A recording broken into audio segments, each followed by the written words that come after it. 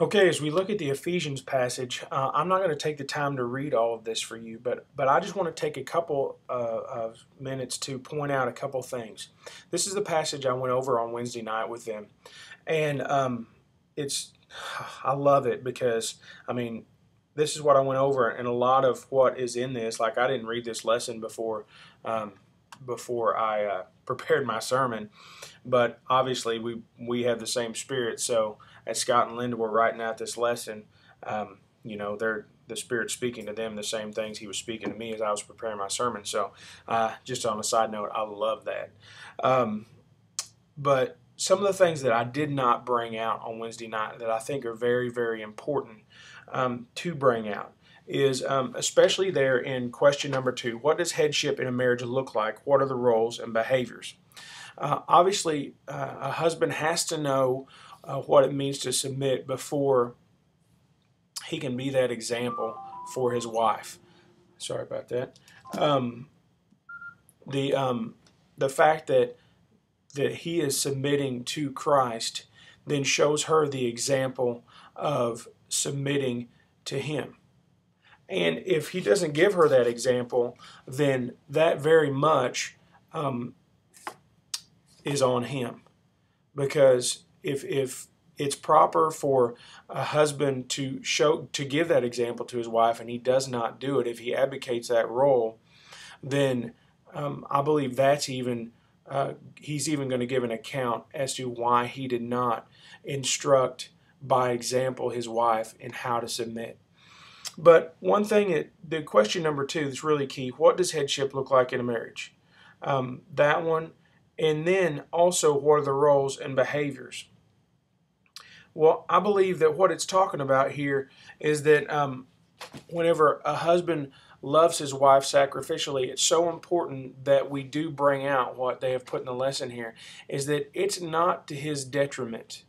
Because a lot of times whenever we feel like we are sacrificing everything, we think I'm just giving of myself, and it's even costing me, and it's doing me harm if I sacrifice. But in this case, the two are one. And so anytime that a husband sacrifices for his wife, he is therefore, in essence, benefiting himself. Um, One of the things that I think is real interesting in this passage, it says, so that, talking about Christ, so that he might present the church to himself in splendor, without spot or wrinkle or any such thing, that she might be holy and without blemish. In the same way, husbands should love their wives as their own bodies. So, I'm sorry, up before that it says that he might sanctify her, having cleansed her by the washing of water with the word. So I believe one of the key roles in the marriage is for the husband to then, I don't know that I would say instruct. I like the word that Paul uses here. It's usually better whenever you use Bible words. But he nourishes. He is to nourish his wife with the word. Because marriage is one of the primary means by which God uses for the process of sanctification. Um, all of you that are watching this, most of you are married.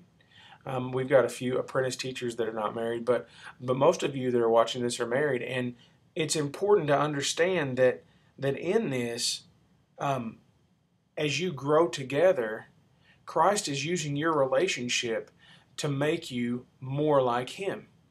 How many times has it been in your marriage that God has taught you through your marriage? He's taught you how to forgive. He's taught you how to be long-suffering at times. He's taught you how to be sacrificially serving one another. All of those things are the character of Christ. So marriage sometimes kind of puts our feet to the fire and says, you are forced to deal with and reckon with some of these things that otherwise you could probably ignore or slough off, because if you're not in a marriage, you're not having to live with somebody, and you're not having to deal with all of these things. And so I believe marriage is one of the primary means in which God uses for the process of sanctification to make you more like Christ. So in that, we need to make sure that they understand that, so that they do realize the bigger purpose in marriage is to help in the process of sanctification. Hope that makes sense. Okay, continuing in this Ephesians passage, I really wanted to go over, I think I went over Wednesday night pretty hard, number 3. But just the fact that our marriages are supposed to be the thing that reflects or is a picture of Christ in the church. There is, Paul says this is a mystery. Like marriage is a mystery, and the realization and the revelation that he gives us here is that it is a picture. It's about having people look at our marriages and saying, wow, that is a picture of Jesus Christ in the church, the way he loved her and the way she submits to him. And so it's for more than just our benefit or our good. And that's why Satan attacks marriages so hard.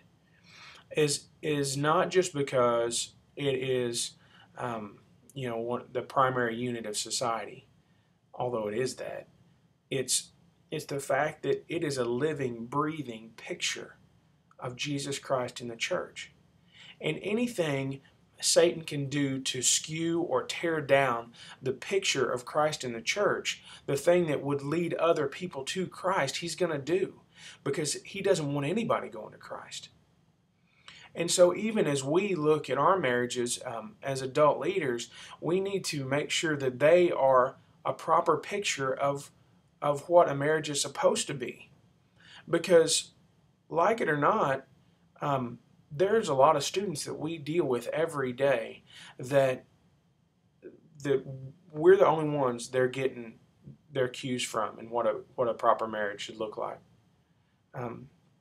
That some of the things they live with at home are the farthest thing from what a biblical picture of marriage is. And so we need to make sure we are constantly working on our marriages.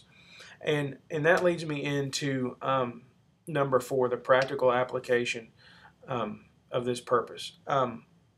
Husbands are supposed to love their wives, and wives are supposed to respect their husbands. I want to recommend a book to you. It's called, just a second, let me look. It's called Love and Respect for a Lifetime. It's by Dr. Emerson Eggerichs, I think is how you say the last name. Eggerichs? I don't know. It's Eggerichs. I know we have the audio book in our church library. I'm sure we have the print edition. I've got a copy of the print edition if anybody wants to borrow it. It is so good because it talks about this interplay between love and respect. And I wouldn't say that a husband is completely unconcerned about the level of love that he receives from his wife. But the thing that is more important for him is that she respects him, because that communicates value to him. If a wife can say all day long that she loves him, and that if she does not respect him, then that does not meet any needs at all. Conversely, a husband has to show love because that communicates value to the wife. And I really encourage each one of you to read that book, Love and Respect for a Lifetime, Dr. Emerson Eggerichs. And just make sure you make it a priority to please get that book and read it. Obviously, you can't do that before Sunday, but I think it will help your marriage and help you understand your spouse better if you understand that interplay. And so, guys, as you communicate this to the guys in your classroom, help them understand. But I think it's even more important for ladies to communicate this to the girls that they're going to be speaking with this weekend, because we know that there's supposed to be love in a marriage. A lot of times we forget there's supposed to be that respect. And so, anyway, that's kind of all I wanted to say about that Ephesians passage. The rest of it you can look through and get it out of the lesson there, but those are some things I really want us to key on.